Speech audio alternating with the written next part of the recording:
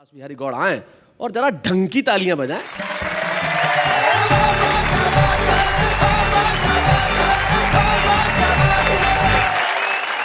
मैं आपको मेहमान बनने की छोटी सी कथा सुनाता हूं, क्योंकि मुझे भी लगता है, आप सभी को लगता होगा, ब्राह्मण के बेटे हैं, हमें भी ब्राह्मण के बेटे हैं, मेहमान कोई बना ले। मैं अपनी कहानी, मुझे भी मेहमान बनने की जैसी, और मैंने मेहमान बनने की ठानी जी। सबसे पहले मैंने एक नंबर दोस्त को फोन लगाया, मैं तुम्हारे घर मेहमान बनकर आ रहा हूं हर हाल में।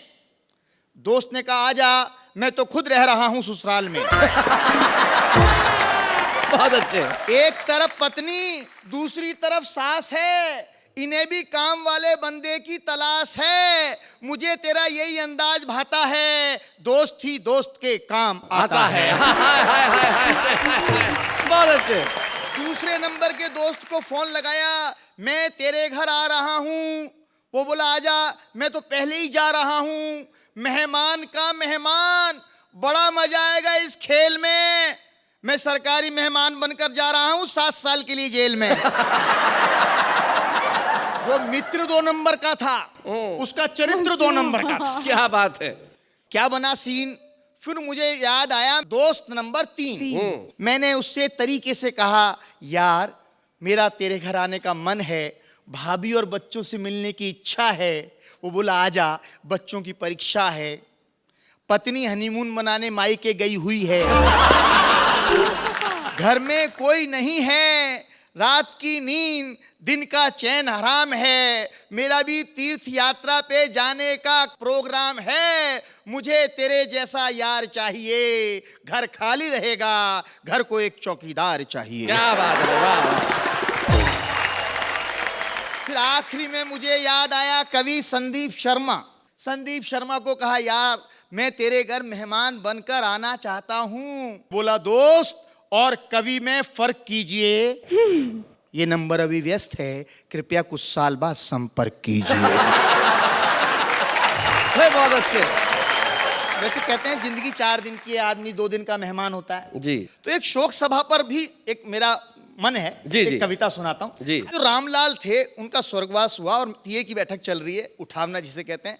कई लोग बैठे हैं, बोला यार आज रामलाल जी होते तो कितने खुश होते। मैंने कहा पागल, वो होते तो अपन यहाँ क्यों होते। अच्छा, लोग वहां भी व्यास जी अपने व्यापार की बात करते हैं। एक सज्जन मेरे पास बैठे, जैसे अभी आप मेरे पास बैठे थे, बात धीरे से करने, बोला यार रामलाल जी मरे, इनको 10 लाख का फायदा हो गया। मैंने कहा मरने के बाद 10 लाख का फायदा कैसे हो गया। बोला कुछ नहीं, मैं बीमा एजेंट हूं, इन्होंने मुझसे बीमा कराया था, इनके परिवार को 10 लाख रुपए मिलेंगे। मैंने कहा चलो ठीक है, परिवार को मिलेंगे। बोला बात ये नहीं है, कल आपके घर आ जाऊं। किसी की भी मृत्यु में हमारे मन में क्या ख्याल आता है। रामलाल जी तो प्यारे हो गए राम के, जाना इसलिए पड़ेगा क्योंकि उनके 3 बेटे, तीनों बड़े काम के। हाँ। क्या बात। एक म्युनिसिपल कॉर्पोरेशन में बाबू, वाह। दूसरा राजनीतिक सांड बेकाबू, तीसरा पुलिस वाला, और वहां मिलेगा मंत्री जी का साला। उससे मुलाकात हो जाएगी, लगे हा तो बीबी के तबादले की बात हो जाएगी। बन जाएगा हमारा काम, आम के आम, गुठलियों के दाम। दाम। क्या बात है भाई, वाह वाह, बहुत अच्छा। परिवार का मनोविज्ञान। जी। जब तपनी बोली इस शाम को तीये की बैठक में जाओगे, चारों तरफ नजर फेंकना, कोई ढंग का लड़का दिख जाए तो देखना। बहुत अच्छे, बहुत बढ़िया। फिर संवेदना की बात आती है, कोई ढंग का लड़का दिख जाए तो देखना, मेरी बहन कुंवारी है, लड़कों की मारा मारी है, ऐसे मौकों पर अच्छे रिश्ते मिलते हैं, मौत के साए में अक्सर फरिश्ते मिलते हैं। वाह वाह वाह, बहुत अच्छे, बहुत बढ़िया। हम पहुंच गए ठीक 4:45 बजे, 5 बजे का समय। हम पहुंच गए ठीक 4:45 बजे। देखा रामलाल जी के तीनों लड़के सजे धजे ऐसे ही। रामलाल जी के तीनों बेटे सजे धजे, चमकीली चमकार ओढ़े। हमने उनको हाथ जोड़े, एक कोने में टिक गए, मन में तसल्ली हुई, चलो इनको तो दिख गए। तभी चला संवेदना का दौर, भाषणों का दौर, शोक संदेश पढ़े जाने लगे, कसीदे गढ़े जाने लगे। रामलाल जी के एक दोस्त श्यामलाल जी उनके लिए बोलने लगे, बोलकर पोल खोलने लगे। बोले मेरे दोस्त रामलाल को मौत से बड़ा लगाव था, अच्छा। मरने का बड़ा चाव था, बचपन में अंग्रेजी की टीचर पे मरता था। जवानी में जवानी की भूलों पर मरने लगा। क्या बात है। बुढ़ापे में उसूलों पर मरने लगा। वाह। और परसों फाइनली मर गया। लोग जिंदगी से डरते हैं, वो मरकर मौत को अमर कर गया। वाह वाह वाह, बहुत ये क्रिकेट का महा एपिसोड है जी। हर चैनल पर क्रिकेट की होड़ है। आप देखो क्या हो रहा है, टेलीविजन के जितने भी चैनल हैं वहां सास बहू का अनलिमिटेड ओवर के सीरियल आ रहे हैं और लिमिटेड ओवर के मैच आ रहे हैं जी। धोनी छक्के मार रहा है, दुल्हन छक्के छुड़ा रही है। सहवाग चौका लगा रहा है, सास घर में चौका लगा रही है। क्या बात है। छक्के और चौकों की बरसात है। पूरा देश कह रहा है वाह वाह क्या बात है। आप बता रहे हो मैं सूट पहन कर आया हूं, सच बात है। शादीशुदा आदमी ना हर वक्त कांपता ही रहता है। हाँ। तो उसको सूट पहनने की जरूरत पड़ती है। जी, सर्दी लगती है। शादी कुछ नहीं होती, लड़के लड़की की जब कुंडली मिलाई जाती है दोनों ऐंठ जाते हैं और बाद में एक दूसरे की कुंडली में कुंडली मार के बैठ जाते हैं। शादी में एक रिंग सेरेमनी होती है जी। दो पहलवान उतरते हैं रिंग में, जैसे पहलवान उतरते हैं और WWF खेलते हैं। अच्छा। उसका मतलब ही होता है वार विद वाइफ फॉर एवर। अच्छा, शादी में एक और सेरेमनी होती है जो शादी का मतलब समझाती है, जूते चुराने की। जी। वो एक संकेत होता है। साली चुरा के ले जाती है, आदमी 500 के जूते 5000 में छुड़वाता है जी। उस दिन महंगे भाव पड़ते हैं, जिंदगी भर बिना भाव पड़ते हैं। क्या बात है, बहुत अच्छे। देखो, शादीशुदा आदमी हर वक्त मैच खेलता है, हर वक्त। लेकिन उसके मैच में बढ़िया बात ये होती है, मैच वो 5 डे स्टाइल में खेलता है। लड़ते रहो, झगड़ते रहो और ड्रॉ रखो। कहीं भी चले जाओ, घर में, रेलवे स्टेशन पे, एयरपोर्ट पे, महिला पुरुष लड़ रहे हों, समझ लो पति पत्नी हैं। अच्छा। मैच खेल रहे हैं। क्या बात है। और हंस के बोल रहे हो, समझ लो उसकी नहीं है। अब आपके समझ में आ गया होगा शैलेश भाई क्यों हंसते हैं। मेरी तो पत्नी एक दिन बोली, अजी मैं मर गई तो क्या करोगे?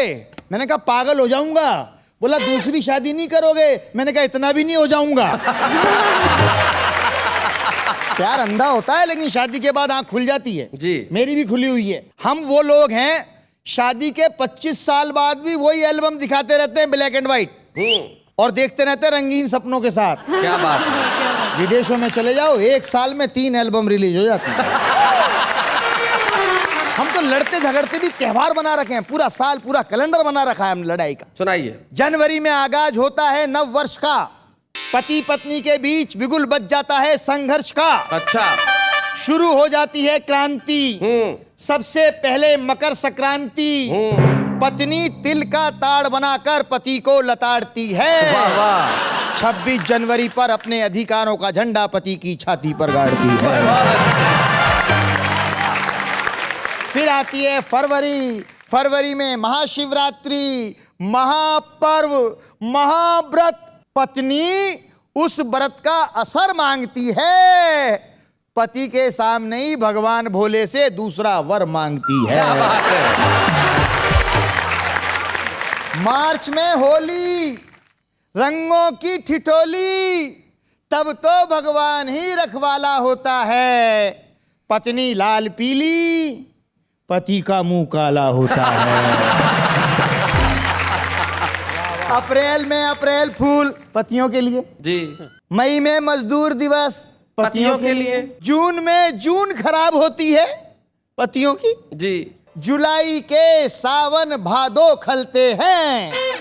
15 अगस्त स्वतंत्रता दिवस, हर पति के मन में आजाद होने के अरमान पलते हैं। वाह वाह वाह, बहुत।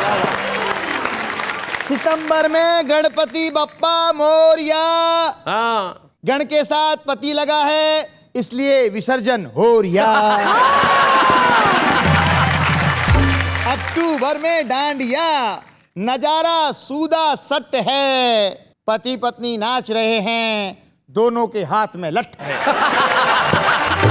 बहुत अच्छे। लठ की दहशत कुछ करने नहीं देती है, पत्नी जीने नहीं देती है, करवा चौथ मरने नहीं क्या देती है। बात है, वाह वाह वाह, वाह। नवंबर में आग के गोले छूटते हैं, दिवाली के सारे पटाखे पतियों की खोपड़ी पे फूटते हैं। भाई बहुत अच्छे, क्या बात। अंत में दिसंबर हर पति धार्मिक हो जाता है, क्रिसमस पर चर्च जाता है जी। अपने गम भूल जाता है और फिर से हैप्पी न्यू ईयर के झूले में झूल जाता क्या बात है, वाह वाह वाह, झूल बहुत जाता है। वाह। लेकिन शैलेश भाई, मेरा तो ये मान्यता है हिंदुस्तान में जी। हम पति पत्नी लड़ते हैं, झगड़ते हैं, पर सीरियसली अलग होने की नहीं सोचते हैं। आहा, गंतव्य गाड़ी के पहिए हैं, जहां भी पहुंचते हैं साथ साथ पहुंचते क्या बात है, वाह वाह वाह, बहुत बढ़िया। हैं। और पति पत्नी के संबंधों में कोई गांधीगिरी, कोई अन्नागिरी काम नहीं आती है, कोई आंदोलन काम नहीं आता है। मैंने तो एक दिन अपनी पत्नी से कहा, हारेंगे ना थकेंगे, तेरे खिलाफ मौन व्रत रखेंगे। अच्छा, अब पत्नी खुश हो गई, बोली वारे मेरे प्रिय पति सत्यवादी, मौन व्रत की छोड़ो, लेनी है तो लो पूरी समाधि। तुम्हारी समाधि से मुझे राजनीतिक जंप मिल जाएगा, शहीद की विधवा बनूंगी, पेट्रोल पंप मिल जाएगा। बहुत अच्छे, बहुत बढ़िया। लेकिन ये क्रिकेट का एपिसोड है, आप हर किसी से क्रिकेट की टर्मिनोलॉजी में इन दिनों बात करते हैं। एक बच्चे ने घर की कहानी क्रिकेट की जुबानी कुछ इस तरह बताई। बढ़िया बात। दादाजी मर गए हैं, पारी समाप्ति की घोषणा कर गए हैं, दादी 72 नॉट आउट खेल रही है, बहुत अच्छे, मम्मी की बाउंसर बिना हेलमेट झेल रही है, क्या बात है। पापा नॉन प्लेइंग कैप्टन, उन्हें अपनी बारी का वेट है, परिवार की पहचान प्रेम नहीं क्रिकेट है। बहुत अच्छे भाई, वाह वाह वाह, बहुत बढ़िया। और क्रिकेट से मैं राजनीतिक विसंगति रेखांकित करने की कोशिश करता हूं। वाह, फील्डिंग में पसीने छूट रहे हैं, घोटालों के रिकॉर्ड टूट रहे हैं, आप कहते रहिए ये पाप है, वो कहते हैं ये मनोरंजन का बाप है। भाई वाह वाह वाह वाह, बहुत बढ़िया, क्या बात है, बहुत अच्छे। तभी तो हमें आतंकवादी छूटने का गम नहीं है, पर कैद छूटना किसी हादसे से कम नहीं है। क्या बात है, बहुत बढ़िया, बहुत अच्छे। विचारों में कैसा घालमेल हो गया है, खेल हमारे लिए देश और देश हमारे लिए खेल हो गया क्या बात है, वाह वाह, खेल हो गया है। भाई बहुत बढ़िया।